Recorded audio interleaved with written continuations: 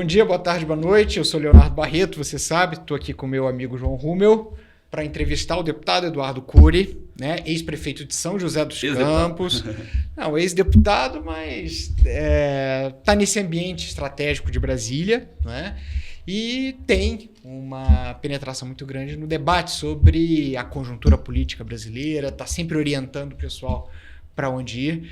Antes de mais nada, eu queria muito agradecer a sua presença aqui no Capital Político para poder bater esse papo com a gente. Legal, Leonardo, João, obrigado a vocês pelo convite. É uma honra estar aqui poder bater um papo com gente inteligente. É isso aí. Cury, vamos falar sobre 2026 de uma perspectiva do Congresso? A primeira pergunta que eu te coloco é como é que está o ânimo, como é que você está percebendo essa movimentação em relação a 2026 a partir de uma perspectiva do Congresso que sempre, durante todo o período Lula se manteve bem independente, né, sobre o governo, não boicotou, mas também não chancelou, né? E hoje a gente chega no momento onde existe ali uma margem, de fato, né, para que a oposição possa ter esperança sobre a sua substituição e provavelmente essa situação sempre coloca muita dúvida, né, na cabeça dos partidos políticos. Como é que você está olhando esse cenário? Como é que os atores estão percebendo as chances e as restrições que eles vão ter para o ano que vem? Olha, Leonardo, independente da polarização, que é um fenômeno recente aqui no mundo, houve um grande fator que é o empoderamento do Congresso. Mas eu sou um crítico, não é empoderamento somente numa parte desse jogo, né? Houve um empoderamento referente ao orçamento. Até pelo desenho do partidário. Você tinha uma convenção partidária, alguém tinha que organizar isso, tá? E essa organização se deu pelo centro, e mais classicamente o centrão. Eu coloco uma diferenciação entre o centrão e o centro, tá? Mas basicamente o centrão se apoderou, líderes do centrão se apoderaram de liderar e organizar essa base. Principalmente, um dos fatores que eu julgo pessoalmente por que isso aconteceu, você tinha um partido hegemônico, vai completar quase 20 anos de poder no Brasil, que ele ganhou as eleições cujo ideário dele não era majoritário na sociedade. Eduardo, como é que ganha a eleição? Não, você tinha um líder, né, que na verdade pregava o discurso, mas na prática a esquerda tem uma agenda que não é majoritária no país. Uma agenda de pauta de minorias, né? Uma agenda de aumento de tributação, são coisas que eles não falam nas campanhas, né? Eles têm um líder carismático, ganham algumas eleições, mas não é uma agenda majoritária. Então eles nunca conseguiram implantar essa agenda, não conseguiram fazer uma agenda. Eles não conseguem, por exemplo, eles nunca quiseram ir fazer um governo de coalizão, porque essa coalizão necessariamente levaria o vetor para onde as suas bases de esquerda não aceitariam. Então, o que acabou acontecendo? O empoderamento desse centro, né? E esse centro cobra um preço que foi, na verdade, basicamente no orçamento. Cargos também, mas, vamos falar, é diferente você ter cargos de você participar de um governo classicamente, como foi o governo de coalizão, por exemplo, do presidencialismo de coalizão do Fernando Henrique.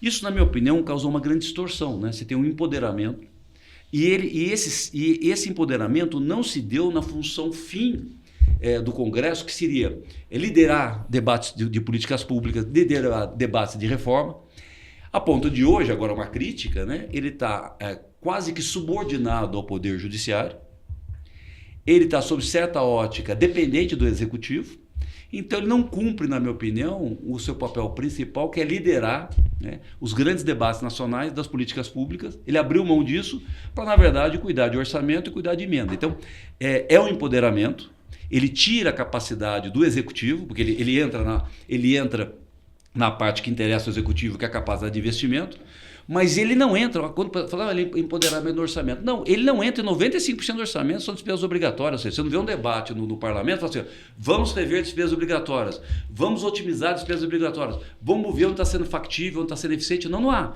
Eles vão somente nos 5% de despesas discricionárias de investimento e não cumpre o seu papel em debater 95%. Então, eu acho que isso é um fator que não vai mudar com a eleição de 26%. Não vai mudar com a eleição de 26 e é um fator importante para quem tem um projeto de ganhar a eleição de 26 ter esse como fator. O que você acha que falta ao Congresso para ele realizar essa potência? Olha, primeiro, eu acho que esse modelo, o modelo eleitoral de voto proporcional é um escândalo, né? Ele causa uma grande distorção. Eu sou um defensor do voto distrital, né? mas alguma coisa de evoluir do distrital, ou pelo menos do distrital misto, nós vamos ter que caminhar. Embora seja mais difícil aprovar hoje uma reforma do distrital, porque recentemente essa grande bancada de deputados eleitos pela internet, o voto dele é pulverizado, né, não regionalmente. Então, ele é um deputado que provavelmente vai ter uma certa resistência de aprovar uma reforma. Como era o pastor evangélico e o sindicalista. E né? também, os deputados representantes de segmentos já era uma realidade. E já era um grande dificultômetro para você aprovar uma reforma. Né? O representante dos professores, o representante dos enfermeiros, os representantes dos policiais militares, os representantes dos policiais civis. Isso já era uma realidade, uma dificuldade para você ter uma reforma. Agora você tem também os representantes, os influencers da internet, né? Que tem um voto pulverizado e um voto distrital para esse, ele pode se assustar no primeiro momento. Então, em que pese a gente tem que ter que migrar, na minha opinião, para ter uma certa responsabilização do eleito, ou seja, o eleitor votar e depois poder cobrar, o voto proporcional que é hoje, é muito difícil o eleitor cobrar. O que acaba acontecendo naquele fenômeno que é o seguinte, o eleito muda de eleitor, né? Ele se elege por uma base, ele se queima com aquela base e ele migra para outro eleitor. O voto distrital isso não é possível. Se você apronta ou se você tem um caso de corrupção, você é obrigado a voltar na sua mesma base e se justificar. Aí acabou. Então, aí nós temos que entrar o seguinte, Eduardo, como é que você melhora isso, né?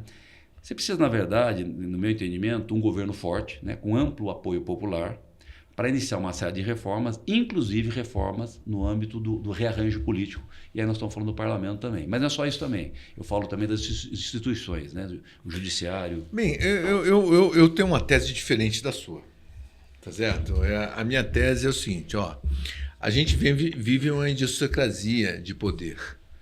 Quando você coloca que o legislativo está subordinado ao judiciário, tá certo? Eu acho que ele está aprendendo a botar. O que eu falo é o seguinte: na realidade, o que eu acho é que o Congresso, através do controle das medidas provisórias, dos vetos, do controle, tem que votar os vetos e das emendas, tá certo? Impositivas, o Congresso isolou o presidente da República no poder de negociação. Na negociação do toma lá da cá, da imposição. Agora ele vai ter que ir para o diálogo.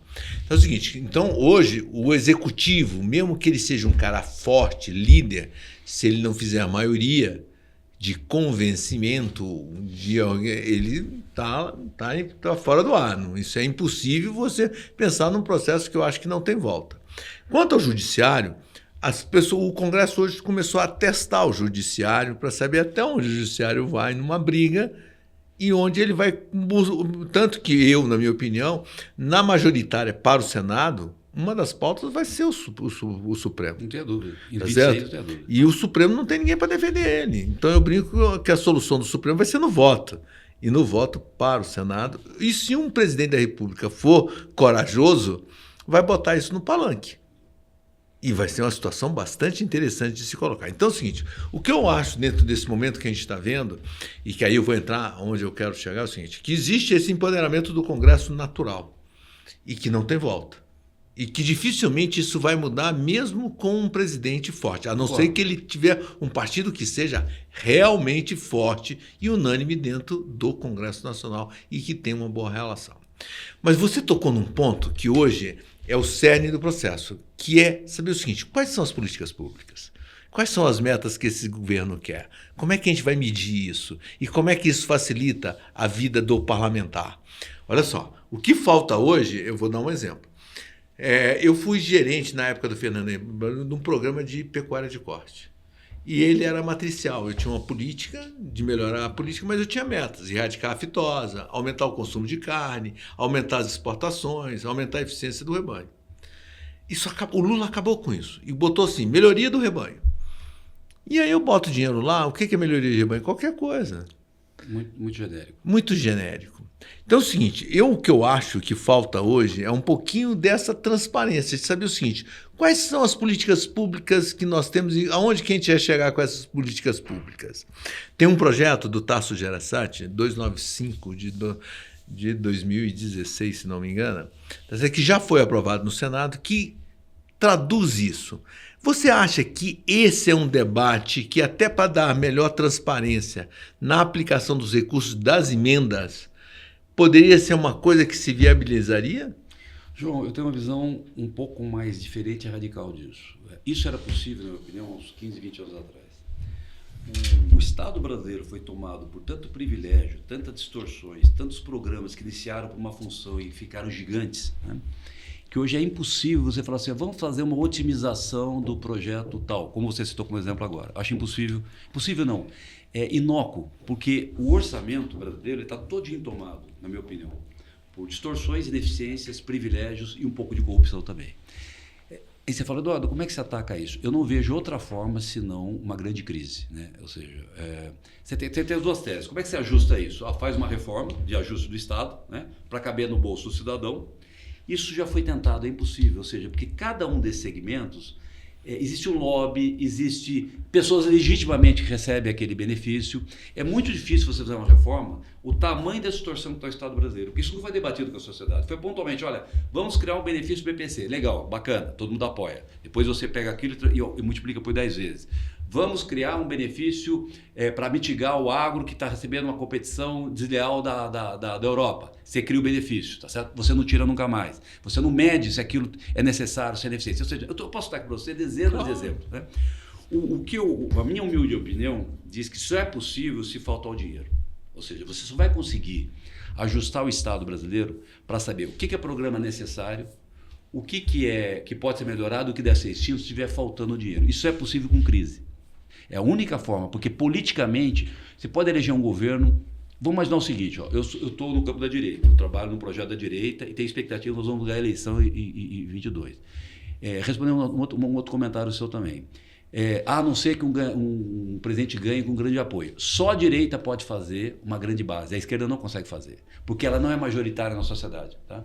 Então, por exemplo, um candidato da direita, no partido certo, e eu defendo, logicamente, seja no meu partido, né? Vai ser no meu partido, no Partido Liberal, é o único que tem condição de fazer uma grande bancada. Mesmo que a esquerda fosse favorita para presidente, ela não consegue fazer uma grande bancada.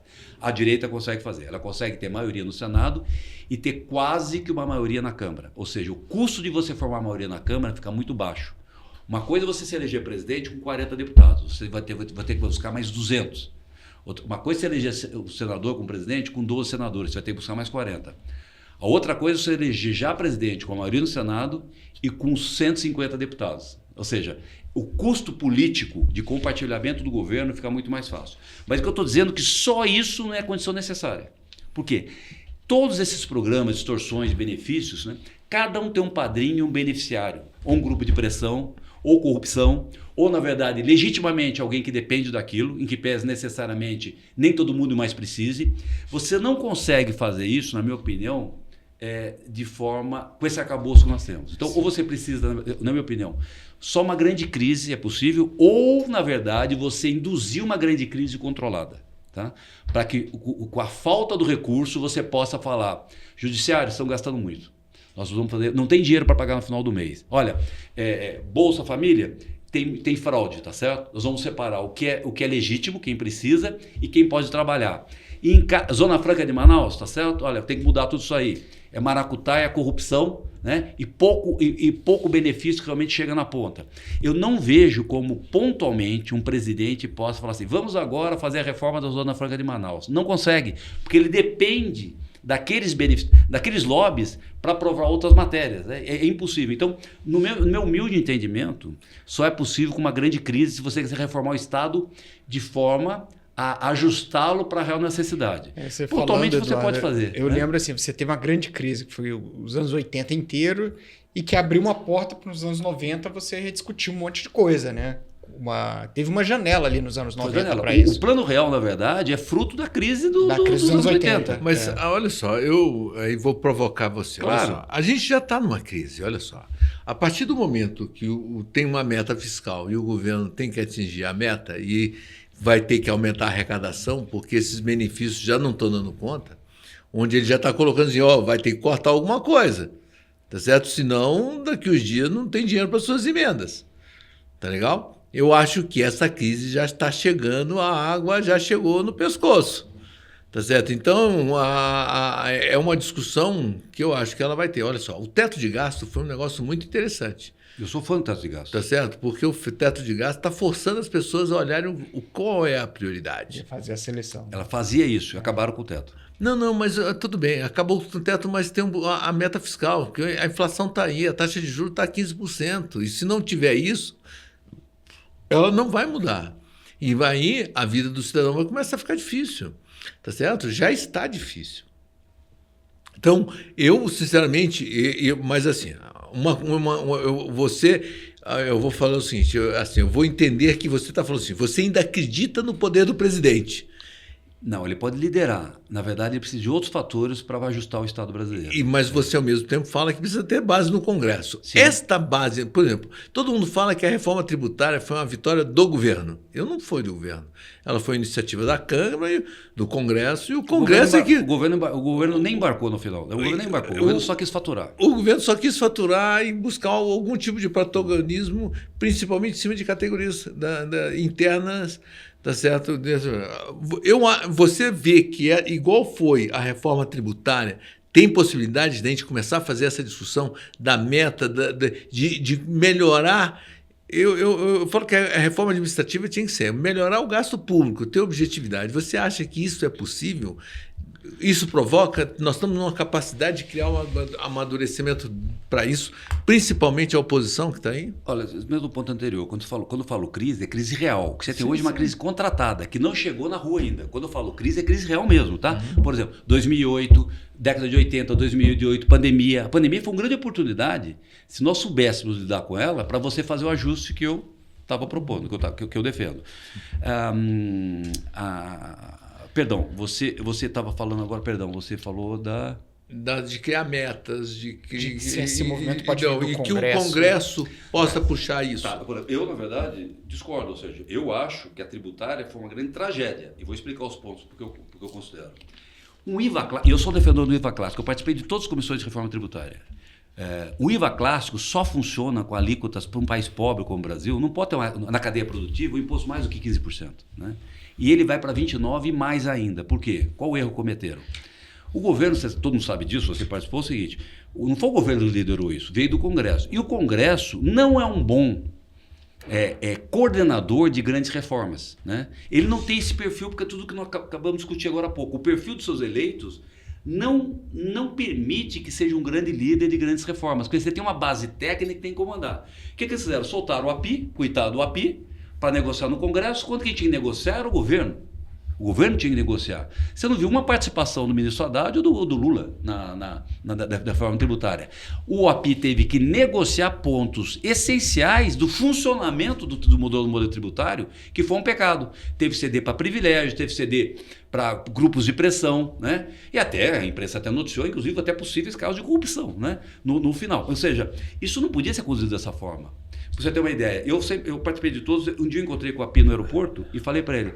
Eu tinha saído no final da reforma tributária, onde já estava falando em alíquota de 23, 24, 25, saiu um estudo da Receita que disse que a alíquota neutra era 19, tá? Era 19.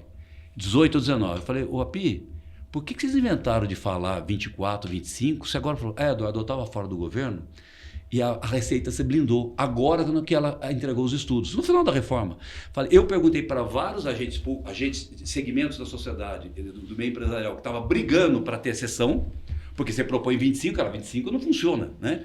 Brigaram, eu falei, se for uma alíquota de 15, falou, Eduardo, a gente defende 10, 15 para todo mundo, uma alíquota de 15, todo mundo toparia. Ou seja, foi pessimamente conduzido, eles iniciaram um debate sem ter os estudos da Receita para saber a alíquota neutra, partiu de 24, o que aconteceu? Todos os setores organizados, que tinham lobbies organizados legitimamente para buscar a sua exceção, e cada exceção levou a alíquota para cima. E não chegaram no ponto grave, eu como municipalista, ex-prefeito, né, não chegaram no ponto, que é o seguinte... Deixaram para as cidades, no final, o Estado vai definir sua alíquota, porque isso é uma alíquota prevista. Cada Estado vai definir o seu percentual no IVA e depois o município. O que vai acontecer na prática? O que eles fizeram? Eles fizeram demagogia com os municípios pequenos. Tá? Só que quem tem custo são os municípios médios e grandes. Eu vou explicar para quem tá nos ouvindo aqui. Tá? As cidades pequenas, uma série de serviços públicos são prestados só para as cidades médias e grandes. Então, por exemplo, as escolas técnicas. né? Guardas municipais estruturadas, hospitais, né? Tudo isso são cidades médias, elas são centros de referência. Então é natural que o custo do habitante, o custo por habitante de cidades médias e grandes seja maior que a cidade pequena, tá claro? Porque ela agrega alguns custos. Então é natural que o imposto recolhido nessa cidade tem que ser um pouco maior, tá claro? Porque o custo dos serviços públicos, o que é imposto? Imposto, pagamento de serviço que o governo presta a você. O que eles fizeram? Eles tiraram o dinheiro das cidades médias e jogaram nas pequenas, tá claro? Cidades, muitas delas inviáveis economicamente, que nem poderiam ser município com esse arcabouço legal.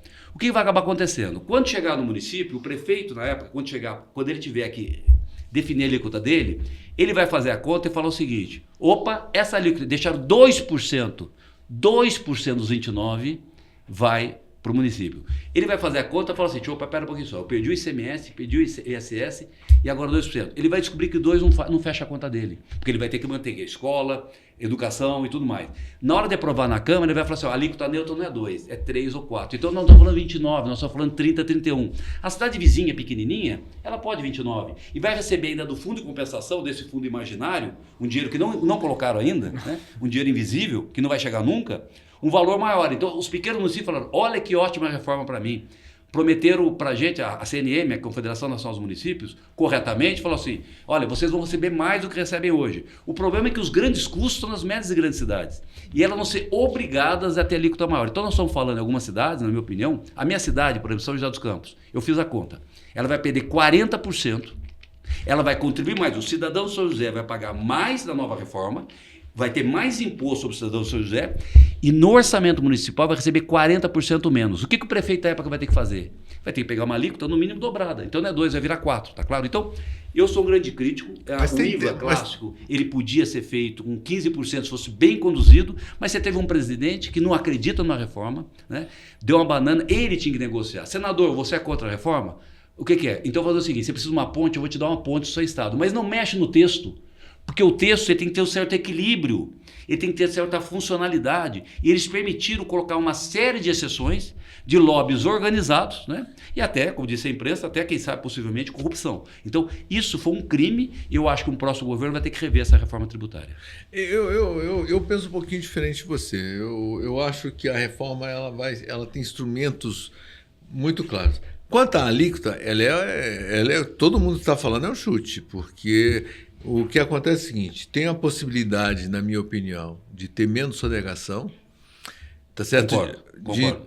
Tem uma possibilidade de ter menos arrecadação. Outra coisa, de não ter planejamento tributário, porque ele não vai poder utilizar o imposto que ele recebe, que ele tinha que ter transferido para o governo. Está no destino. Tá certo? Não, e porque também é o seguinte: se ele não passar, o cara que pagou não tem o crédito, e ele não tendo crédito, ele não vai mais comercializar. Então, quer dizer, com isso, a forma como vai ser calculada a alíquota de referência, tá certo? Ninguém sabe hoje o que ela pode ser, porque incluiu muita gente que não pagava e que não antecipava e que vai antecipar o recurso.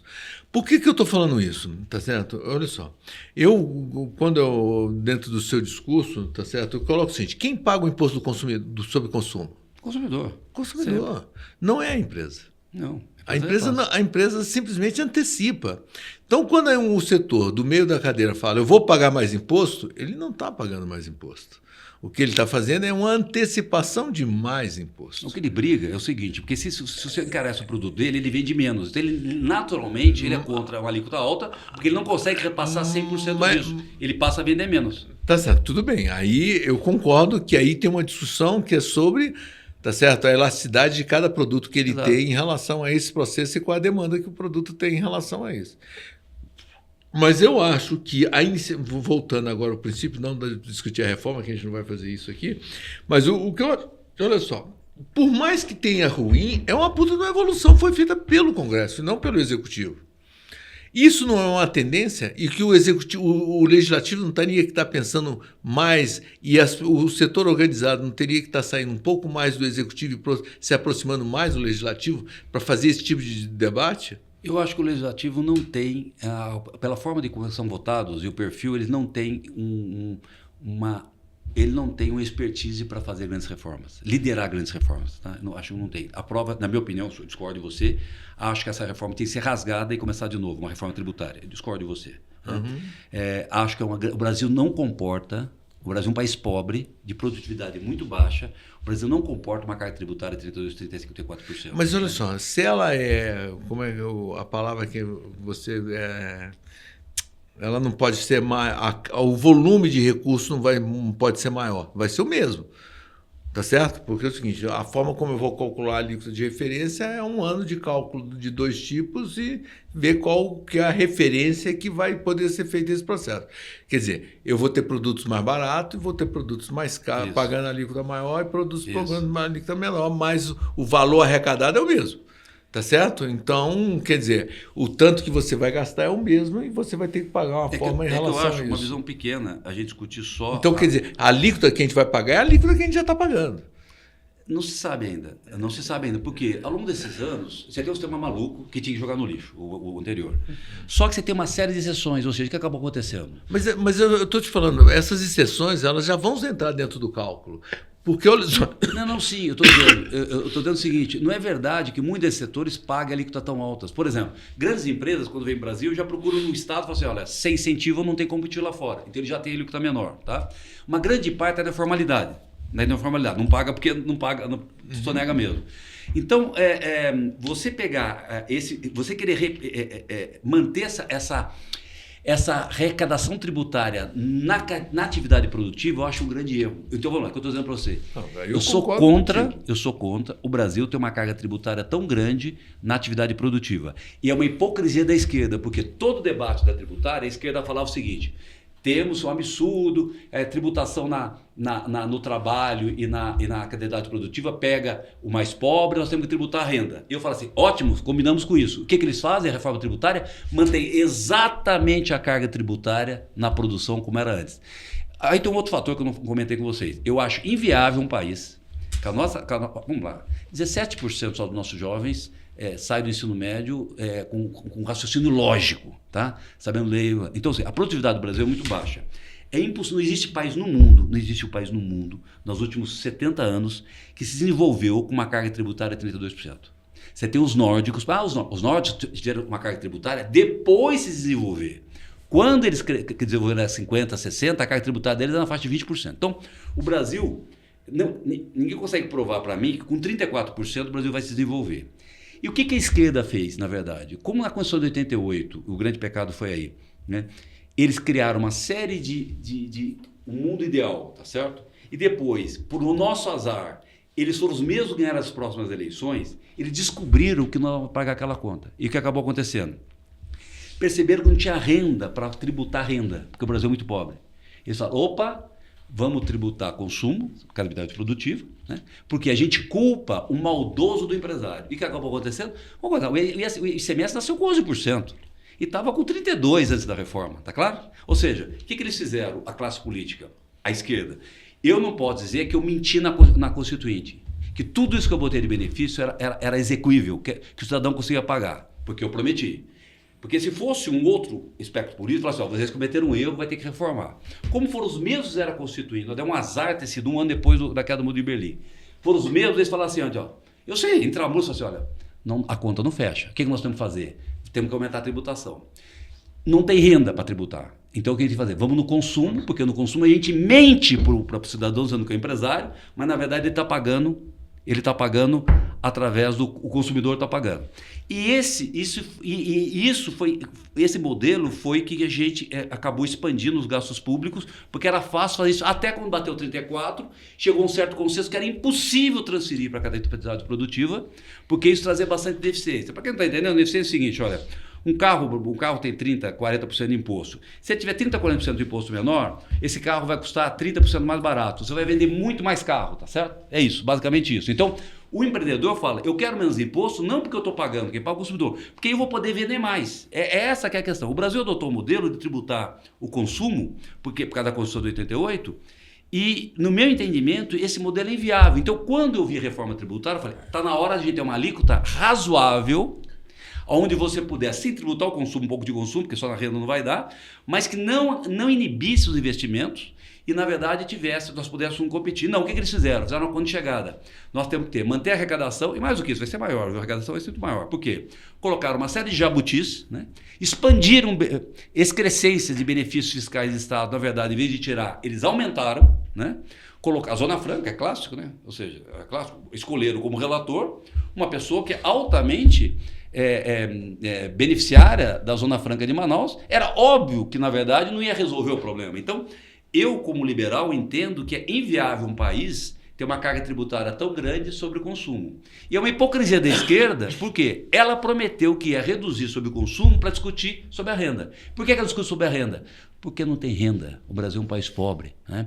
Se, na verdade, você tributar 70% é 2 salários mínimos, ou seja, eles sabem que é só um discurso e não conseguem fazer. Então, eles sabem, se eles mexerem, botarem alíquotas razoáveis sobre a atividade produtiva, o Brasil vai cair para uma carga tributária de 23%, 24%, que é o razoável para se desenvolver.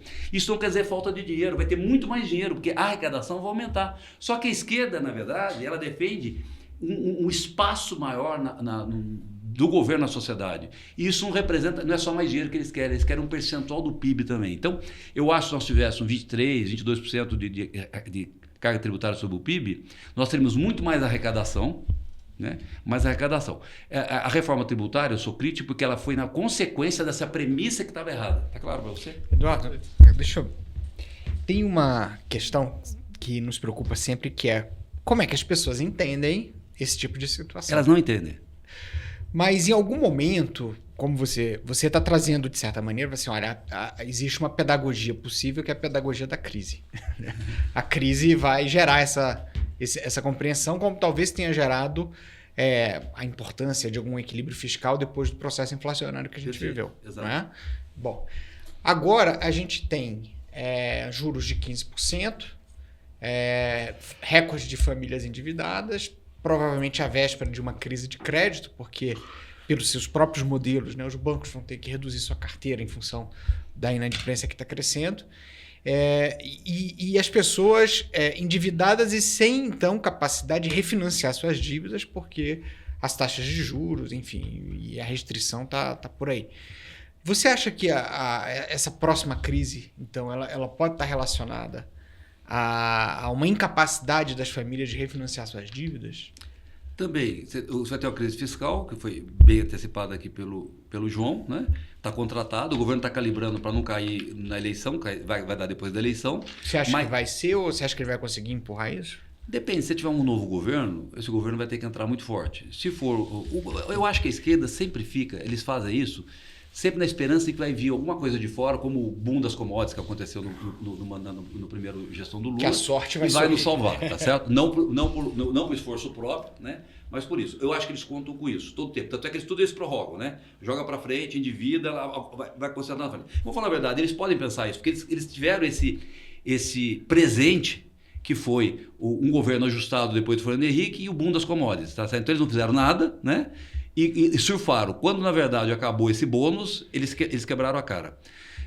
Você levanta um ponto que eu julgo da maior gravidade. Diferentemente das outras crises, o PT também usou de toda a sua capacidade de endividamento do cidadão comum, né? Ou seja, consignado, tirou os limites, agora mudaram as regras do fundo de garantia para financiamento da habitação, muda os tetos da habitação, ou seja, eles estão pegando no orçamento público todo o dinheiro sobrando e transferindo com gasto corrente, gasto de consumo, e não necessariamente investimento para o futuro.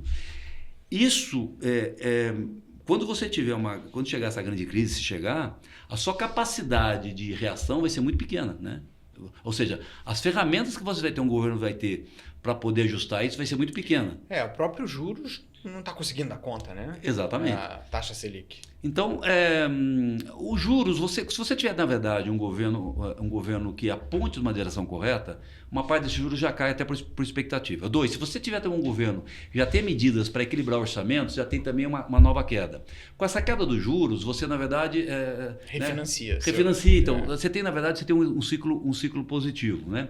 Mas isso, na minha opinião, não é o suficiente para ter crescimento de longo prazo. Porque crescimento de longo prazo você precisa melhorar a produtividade do Brasil. E produtividade, nós estamos falando de educação, né?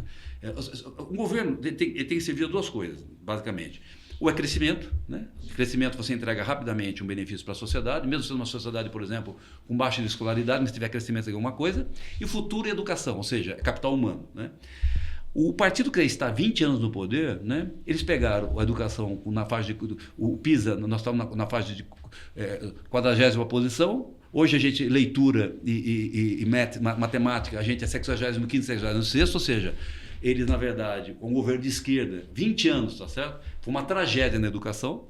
E crescimento, não precisa nem falar nada, né? A gente anda de lado há vários anos. Então, os dois pilares básicos que o governo pode ser medido para qualquer pessoa, esse governo fracassou. Aliás, toda pessoa de esquerda, honesta, deve falar o seguinte: nós devemos deixar o poder porque fracassamos em 20 anos. Ah, mas aumentamos o Bolsa Família. Isso são ferramentas, né?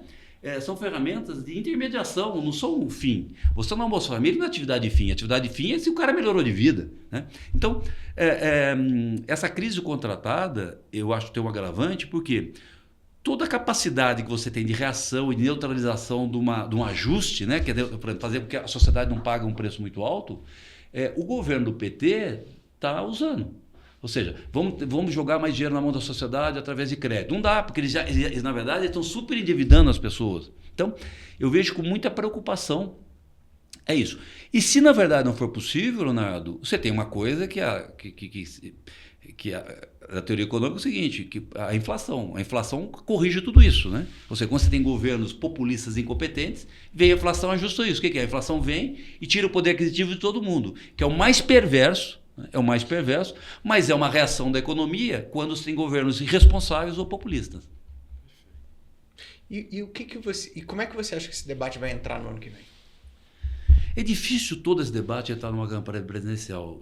Geralmente, funciona 2 ou 3 grandes temas, né? No colo, na verdade, as pessoas se preocupam 2 grandes temas. As pesquisas mostram, e todo mundo está sabendo, que segurança é disparado um tema que vai estar... chegou a 40% da priorização das pessoas. Exatamente. Desemprego, o índice de desemprego que a esquerda usa também é questionável, né? Eles alegam o desemprego, mas na verdade as pessoas não estão trabalhando, né? Então nós da direita nós contamos o seguinte: olha, quem está produtivo para a sociedade, né? E a esquerda conta quem tá desempregado, só sob um critério que, na minha opinião, não atende mais à sociedade, né? O critério que eles usam para criar desemprego. Então, a questão do emprego não vai ser um grande debate. Tá certo? O desemprego não vai ser um grande debate, tá claro? Agora, que país você quer chegar e tudo mais? Acredito eu que temas de costumes terão um papel muito maior do que teve nos anos anteriores. Sabe? Mais do que economia. Mais do que economia. Porque com a polarização as pessoas estão dando valor para pontos que, na verdade, embora não seja de demanda geral, mas muito cara para elas. Então, acho que temas relativos a costumes estarão mais fortes nessa eleição do que na outra. Agora, uma campanha tem muito a ver com o momento e tal. Eu não sou a pessoa balizada para falar isso. Essa pauta de costume, tá certo? Você acha que ela vai entrar forte? Acho que sim, porque a sociedade já está polarizada e grande parte dela... vamos lá, eu fui uma das pessoas que ajudou a criar o programa Rota 22, que nós estamos fazendo no Norte-Nordeste, chegou agora em Santa Catarina. Ele baseou numa pesquisa que mostrou que a grande maioria do eleitorado do Norte-Nordeste, ele é conservador nos seus valores e mais de direita. Ele votava no Lula por gratidão, mas se você, por exemplo, pesquisar, por exemplo, aborto, pena de morte, ele é mais conservador que os eleitores do Sul. Só que votava no Lula por gratidão. Esse projeto, o que é o Rota 22? Mostrar a ele que você é um eleitor de direita mais conservador. Então, na medida que as pessoas tiverem consciência disso, elas tendem a se identificar com políticos que defendam essas pautas. Então, eu acho realmente que a pauta de costumes vai ter um peso muito maior do que teve. Já teve na última eleição, mas tende a ter maior ainda, porque a pauta econômica fala para o cidadão comum, tá claro? Não, orçamento a gente sabe que vai ter um problema fiscal grave, mas para o cidadão comum não existe um grande problema econômico, tá claro? Não existe um grande problema econômico, mesmo que a inflação repique, né? Um grande problema como teve, por exemplo, em outras crises. Então, alguma outra pauta vai vir à tona. A segurança, sem dúvida alguma, né? E vamos falar a verdade, existe um cansaço, né? Um cansaço de 20 anos do mesmo grupo político, isso acaba, na minha opinião, se esgotando. Existe um cansaço, qualquer grupo político fica muito tempo no poder, existe um certo cansaço. Existe um cansaço também da polarização, Eduardo? É possível. eu não consigo identificar ainda. Na verdade, você precisa passar um processo eleitoral. Você pode fazer pesquisa, mas é um processo eleitoral que depura isso, quando, na verdade, você exacerba os debates e você percebe o que tem sensibilidade ou não. Pode ser que sim, mas é importante, eu vou defender um pouco o meu campo político da direita, né? A organização da direita, a polarização que a direita é criticada, ela é uma reação, na verdade, da esquerda. A direita nunca dividiu a população entre nós e eles. A direita nunca, na verdade, quis criar privilégios. Isso a esquerda tem feito durante 20 anos, né? Mexendo nas feridas, empurrando, estigmatizando a parte da sociedade que estava dominando. Foi uma reação, a direita apareceu simbolizando, sinalizando, liderando uma reação que estava incutida dentro do cidadão comum, que estava inconformado e ninguém apontava para ele. Então, eu não considero essa polarização, esse peso igual. Quem, na verdade, polarizou foi a esquerda, né? Tentando fazer o nosso contra eles. O que você viu um fenômeno recente em 2018 com Bolsonaro e 22 é uma reação do eleitor mais à direita, não necessariamente o eleitor bolsonarista, todo ele mais à direita conservador, falou: para, chega, deixa eu trabalhar, deixa eu tocar minha vida, eu não aguento mais intervenção, chega de pautas de minorias cuja soma não dá maioria, né? Ou seja, você pode defender pautas de minoria, o problema é que a pauta de minoria é de minoria, e a maioria? Então, esse foi um grande erro da esquerda, que mudou com a queda do Muro de Berlim e a falsa... as políticas econômicas de esquerda deram errado no mundo todo, mudaram a sua agenda para pautas identitárias, né, de minorias, que, na verdade, chegou no esgotamento, porque a maioria se cansou disso e é por isso que a direita cresceu. Eduardo, deixa eu fechar esse ciclo aqui. Mas o que explica, então, também o retorno do Lula em 22, assim, do ponto de vista... dessa contra-reforma, né? Essa contra-reação que ele... Aí, na verdade, é uma opinião muito pessoal, né? Muito pessoal. Algumas pessoas defendem o seguinte: o sistema, na verdade, queria tirar o Bolsonaro injustamente de qualquer forma. De qualquer forma. E, para isso, tiveram que tirar o Lula da cadeia, tá certo? Tirar o Lula da cadeia porque as pesquisas mostravam que só tinha uma pessoa que talvez vencesse o Bolsonaro. E para isso foi cometido uma série de absurdos institucionais, democráticos, né? Todo mundo sabe como é que foi que o Lula foi cancelar o seu processo, ou seja, todo mundo sabe disso. Então, acho que isso foi, na verdade, mais uma reação a um candidato que era antissistema, e aí eu estou fazendo elogios, e eu tenho críticas também ao presidente Bolsonaro, mas, na verdade... o movimento para tirar o Bolsonaro se deveu, na verdade, mais aos méritos do Bolsonaro do que aos defeitos. Né? Eu acredito que o Bolsonaro ele se colocou como antissistema, e isso incomodou muita gente, e o Lula, para esses, era o único que podia vencê-lo. Né? E aí não venceram na bola, né? Venceram com gol de mão e com o juiz ajudando. Então, 22 não foi uma eleição atípica, não foi uma eleição típica. Então ela não representa o movimento do eleitorado. Não, eu, por exemplo, eu não considero o Lula eleito democraticamente. Eu, pessoalmente, eu como cidadão. Você me convidou aqui, claro. Eu estou sem mandato, eu tenho esse direito. Eu não considero legítimo o mandato do Lula. A forma como ele ganhou a eleição eu não considero legítima. Daquilo que eu chamo como democracia. Onde um lado não pôde, na verdade, postar vídeos no qual o próprio ministro Supremo falava da corrupção do governo PT. Ou seja, não é questão nem da urna. A urna é só um detalhe. Né? O debate não foi permitido. O debate não foi permitido. Um debate pleno, permitido, né? Pleno, como acho que deveria ser. Ou seja, isso tudo em função de que uma parte do sistema não aceitava o Bolsonaro, e, na minha opinião, não é nem por causa de falhas do governo Bolsonaro, né? Por causa dos méritos dele, que ele tentou romper, na verdade, com uma série de vícios que tinha na política brasileira, e isso é muito difícil de ser feito. E aí você, então, tem uma eleição fraturada, né, do ponto de vista institucional. Como é que você sai desse cenário? Assim, e aí eu pergunto assim, como é que a direita vai para 2026 tendo essa experiência de 2022? Olha, você tem hoje, vamos lá, você tem dos três poderes, você tem dois numa federação, né? O judiciário junto com o executivo está numa federação partidária, né? E você tem uma união estável, um legislativo meio, né? Um legislativo aquém do seu papel constitucional e institucional, ou seja, no meu entendimento, uma crítica que eu faço, não cumpre o seu papel de fiscalização do executivo, né? E se subordina a muitas questões ao judiciário. Você precisa pelo menos reequilibrar esse jogo, né? A eleição presidencial permite pelo menos, né, não poder absoluto, eu sou um democrata, mas permite pelo menos que se coloque na casinha cada um dos seus poderes. Então a eleição de um presidente de direita democrata vai fazer com que pelo menos você comece a reorganizar esse cenário. Mas a direita confia no funcionamento das instituições para 26? Olha, existe uma parte da direita que desconfia, por exemplo, em relação à urna e uma série de fatores. O meu descontentamento, a minha desconfiança, não é nem em relação a um ponto. É o seguinte, é a capacidade, a liberdade de um lado poder falar com a sociedade, né? Explanar o que pensa, sem ser tolhido, né? Ou, na verdade, ser censurado, ou ameaçar ser preso. Isso eu considero uma distorção da democracia. Eu acho que se for possível ter um debate transparente, não há como o PT se permanecer no poder em 22. E acho que a direita é a grande favorita, no meu entendimento, é a grande favorita, porque é a única que tem uma certa organização, né? O centro, nenhuma crítica, o centro não conseguiu se organizar através de uma liderança, né? Ele é muito fracionado. E quem tem, na verdade, capacidade de organização nesse momento é a direita. E, sem dúvida nenhuma, o Bolsonaro é o maior eleitor da direita. Ele, como candidato, ou, na verdade, quem ele apoiar, é o maior eleitor. É o candidato que irá ao segundo turno, sem dúvida nenhuma. Então, o que nós temos que fazer, todas as pessoas que são democratas e que, na verdade, rejeitam o PT e querem ajudar, como é o meu caso, que fui colaborar. Tentar ajudar ao máximo esse grupo político, né? Que tenham quadros preparados, que tenham preparar políticas para que, ao ganhar a eleição, você possa fazer as correções de rumo necessárias, mesmo sabendo uma série de desafios, todos eles nós acabamos discutindo aqui. Muito bem. Eu acho, Eduardo, que a gente...